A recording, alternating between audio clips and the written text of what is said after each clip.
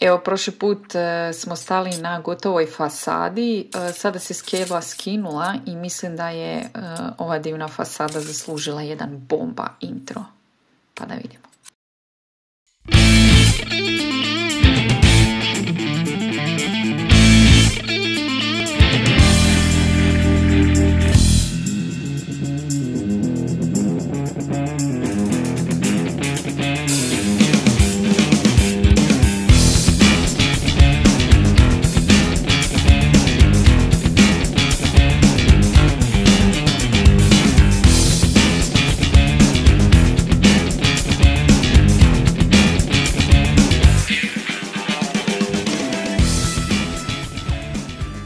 Eto ga, bilo je malo dulje čekanje za ovaj video, ali sad ćete vidjeti u nastavku da je vrijedilo čekati.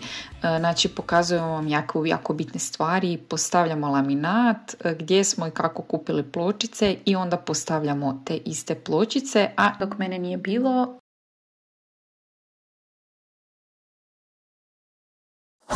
Dragi svi, s obzirom da sam Matea odlučila izbaciti iz igre snimanja videa i rada oko kuće, a netko vas mora obavijesti što se događa. Danas ide posebna epizoda, nošenje laminata.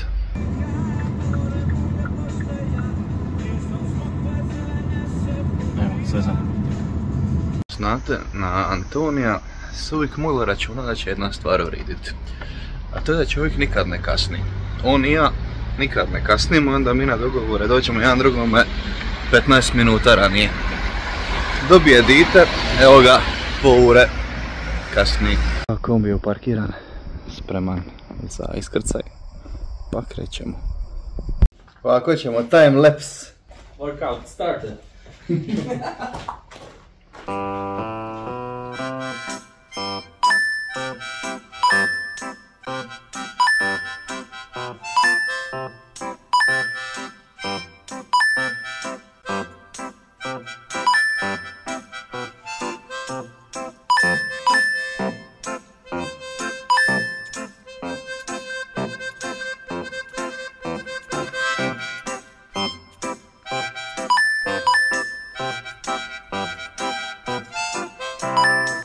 A few moments later.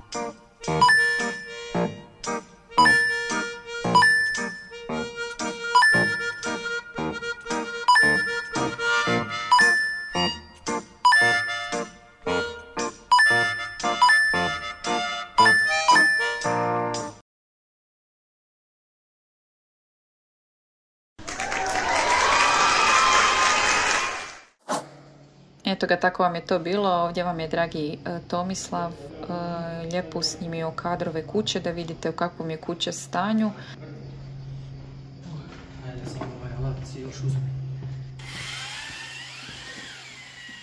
Ovdje je Zoki fino zamiješao boju, tako da kuća će se prvo bojati iznutra prije postavljanja laminata.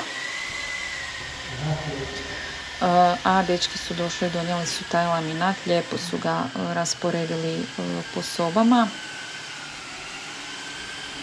tako da se to može uraditi, a sve ostalo da vidimo što i kako je koordinirao Antonio u mojoj odsutnosti.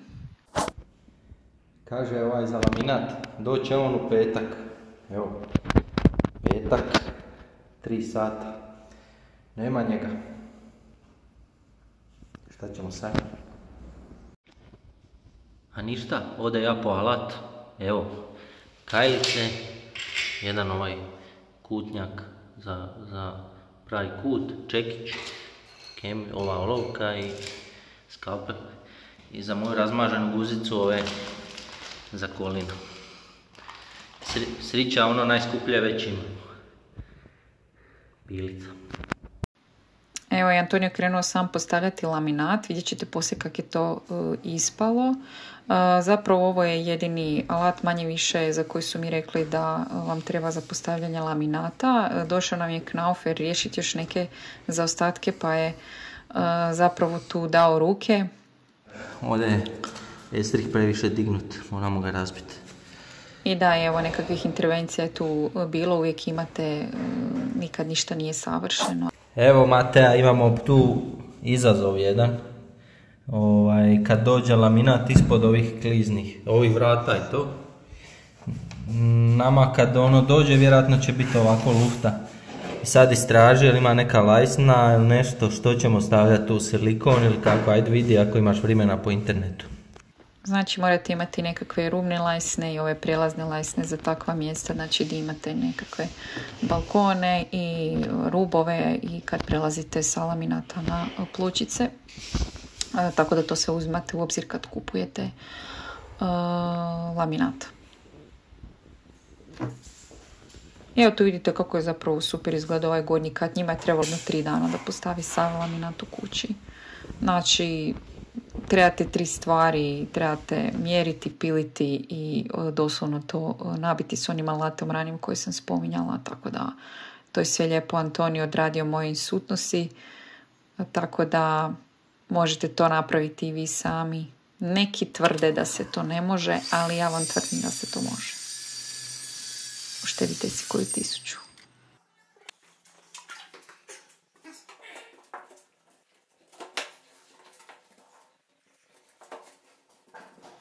Da vidimo što sam ja radila za to vrijeme dok je Antonio postavljao laminat.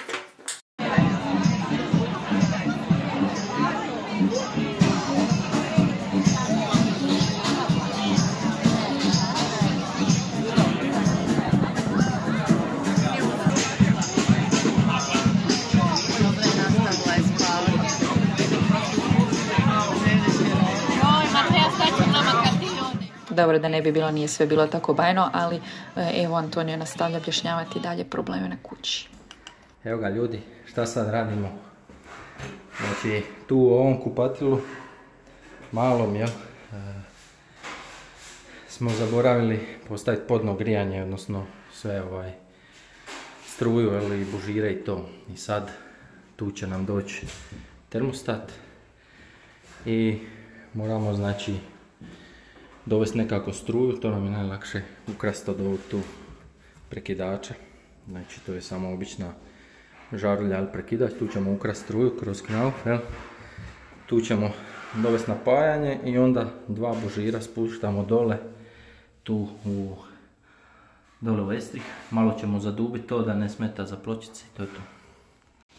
Evo ga, od alata koristimo, znači, ovakav neki nastavak i hilti. Zatim treba će nam pilica da razbijemo knauf. Imamo tu bužire i brusilica da izbušimo dole profil koji će nam smetati.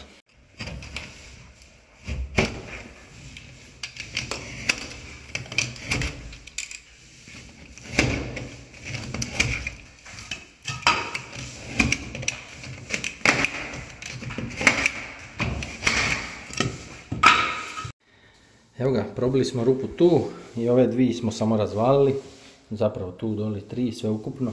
Ova nam je bila blizu, ovo je tu pa smo rukom mogli dohvatiti ovaj kabel i provući ga, prebaciti gore i sad smo ove bužire spustili i sad moramo razvaliti ovo tu.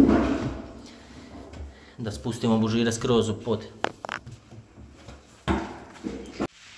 Evo ga. Stavi se ovako kutija, provučuju se unutra bužire, kabel, sve i onda kutiju stegnemo. Samo trebali paziti da je stegnemo ravno. Sad ću ja to.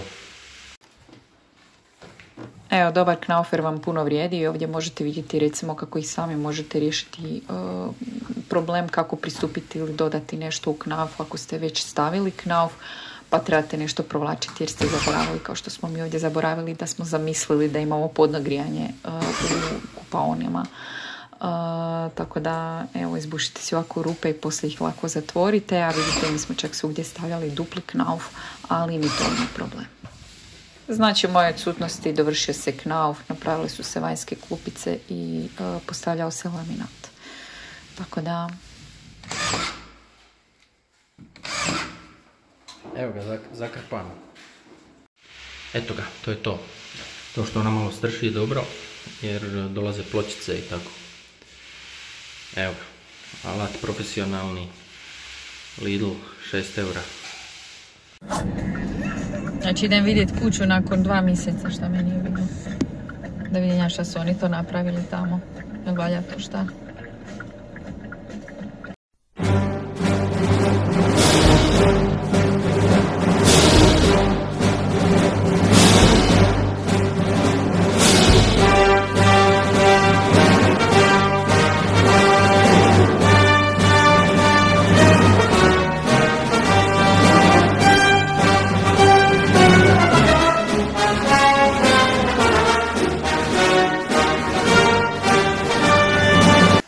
Prošmirgati i prebojat. Nije baš. Dobre. Šporku. Dobro. Ne znam što to treba razgledati sve. Što je ovo dobro? Ovo mi je super. Je, tu viš već je obrađeno sve. Ne treba ništa, evo. Super. Sve gotovo. A da vidim te klupčice. Pa nije strašno, Antonija, ja sam mislila da će biti gore. Tu je okej, gore je malo gore. Mislim, je rupa. Je rupica, ali nije strašno. Ovo je super. Top.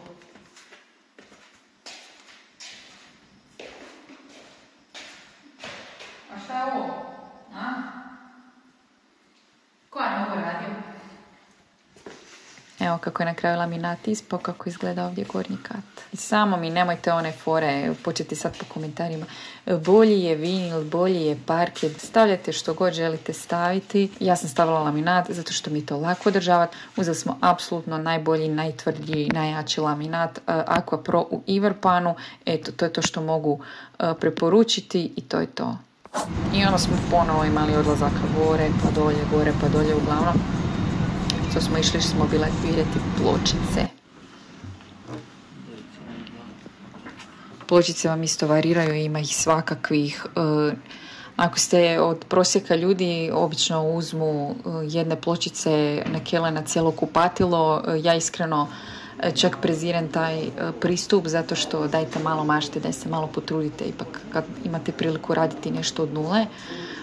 U našem kupatilu će biti čak 4 vrste pločica, ali bez brige neće biti kaotično. Vidjet ćete što smo odabrali, isplanirali i na kraju smo to uzeli zapravo na jednom mjestu u Varaždinu i tu smo uzeli i podne za van, za terase i zidne podne za kupaone, kuhinju, znači svugdje gdje nam ide unutar kuće.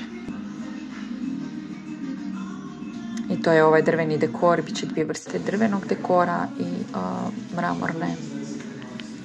Ono što definitivno nemojte raditi, znači mi smo platili transport, nemojte pokušavati sami transportirati pločice, nema te ekipe koja može doći i unijeti to, znači to je nehumano, nemojte to raditi, pločice su jako teške, ekstremno su teške, tako da neko ne bi završio na operaciji diskova, leđa kralježnice ili čega.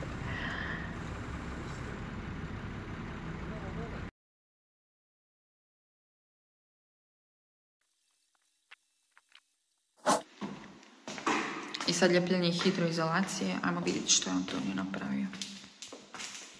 Znači, ovo vam je hidroizolacija, stavlja vam se u kupaone i generalno u mokre prostorije, znači ispod pločice. Zašto? Znači, sprječava proboj vode. Dosta ok.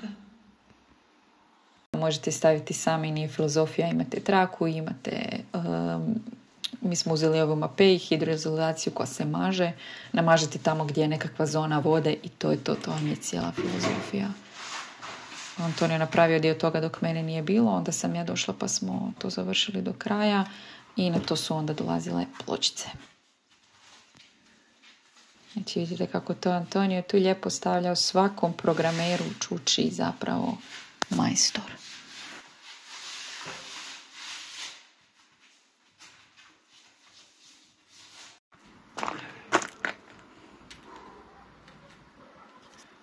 To ti se lako...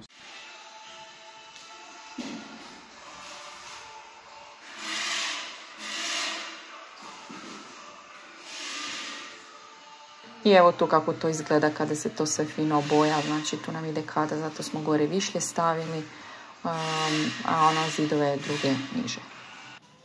I evo krenulo je postavljanje pločica.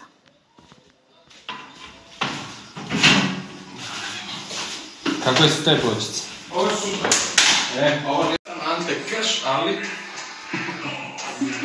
Što se tiče pločica, najvažnije je da zapamtite da ne budete amateri i stavljate pločice visokoga sjaja na pod, znači na pod nešto malo hrapavije, imate one oznake R9, 13 i tako dalje, a na zid stavljate visoki sjaj ako vam se to sviđa i dekorativne. Mislim, ja savjetujem da ih stavite, naravno, ako niste talent za to i nećete, mislim, ne morate. Je, baš je dobro. Evo, pratiš to. Kako uđe kamenac u ovoj utore. Tebi svejedno, ne bi da ćeš ti ribati. Pa, to kažem, pratiš.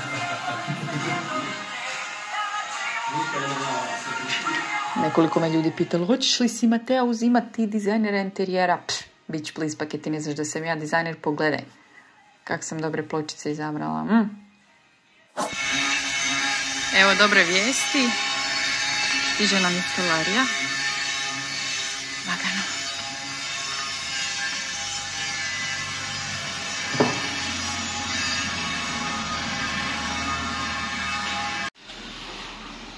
A evo stigla nam je kuhinja i u sljedećoj epizodi ćete vidjeti kad ju se stave kako je dobra. I vitrina i nekakve druge stvari koje mi također dolaze s namještajem. Tako da pratite.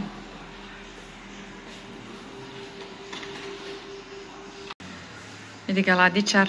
Ovo je sigurno otok, unutarnja strana. Da. Idemo. A ovdje vidite isto uređaje koji su nam isto došli. Znači to zapamtite, morate naručiti prije nego što vam dođe kuhinja, jel? Mi smo sve uređaje naručili Bosch, imaju garanciju produženu. Ako to registrirate i tu tam dobite neki poklončić, najbolje neki kvalitetno ovo što su vam perilice što ćete koristiti svaki dan. I evo susjed je napokon odlučio dovršiti ovaj zid.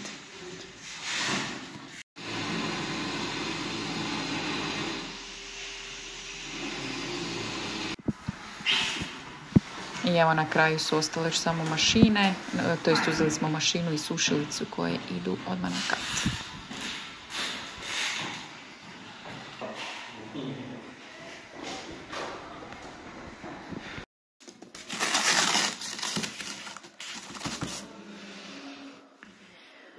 Znači luster za... Znači ovo je dnevni boravak. Tu će biti 3 spirale. 3 spirale. Odlično.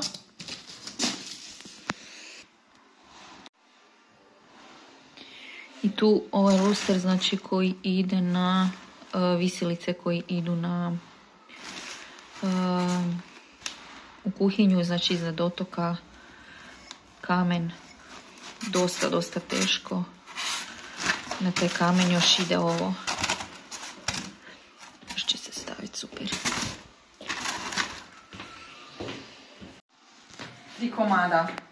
Lijepo iznad otoka. Divno shiny. I love it. Idemo razbiti. Super. Padne li razbit ćemo ovaj moj novi laminat Ganj Snowy. Ništa to. Super. Odlično. Evo podno stavljeno. Malo me mrak uvatija. Tako da samo u jednom WC-u. Za sad. Evo, tu je provučeno sve. Dole imamo evo ga, senzor, tu taman između ove 2 linije i tu kreće i tamo, evo, taman lipo tu kad sidiš na WC-u da ti je toplo, ispred umivaonika, točno ispred kade i evo čak to tu skroz. Pa sam malo još ga zavrtio tamo. Eto. Evo ga, drugi WC je povučeno. Tamo, tu točno evo ja sam u kadi. Ovo je kada, ova linija, tako da je točno ispred kade, grije sve. Tu malo noge ispred WC-a i tamo ispred umivaonika i to je to. Evo ga, novi zid.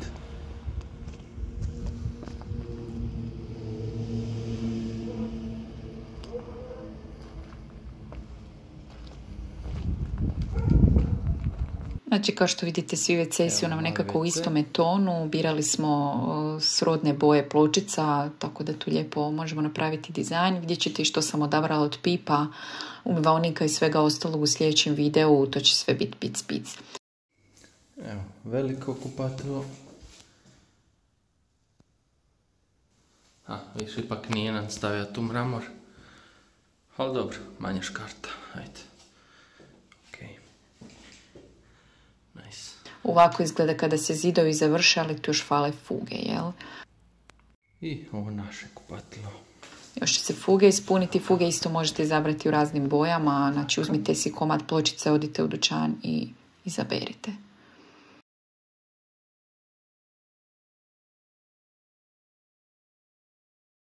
Na rubove ovako stavite lajsne, to savjetujem. Ako hoćete, može vam i napraviti keramičar, takozvani gerung, ali to vam se dodatno plaća. Ali dobro, okej. Fuge i silikon su u istoj boji, pa dobro. Evo, nivelir masa iznad podnog grijanja. Sve poravnato. Nice. Evo. Tu vjerojatno ovdje isto, evo. Malo trik s purpijenom, evo, da ti ne prođe. Masu stavljate tamo gdje vam je malo ovak neravno, mi smo radi podnog grijanja se tu zalilo malo. Uradio keramičar. I ovako je to ispalo na kraju, znači kad se isfugiralo dolje, još kad su se podne napravili, znači prvo su išle zidne pa podne.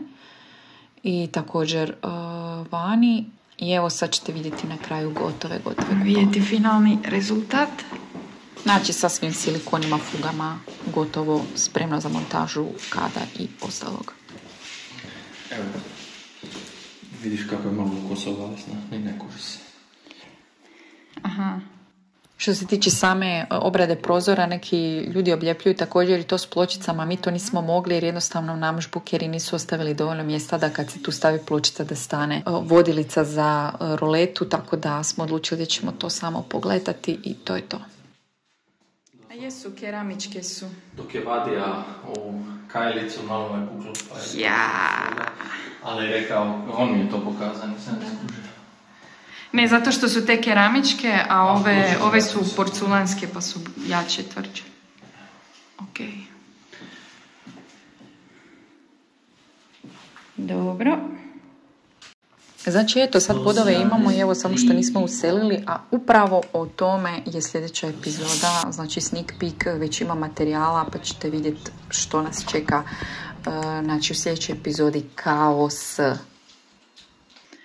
Ovo je valjda 16. put u životu da se selim. Evo ga, tu je planina. Što se dogodilo s drugom šlapom, Antoniju? Pala je vani. Znači, ovo je boja hrasta koju mi trebamo.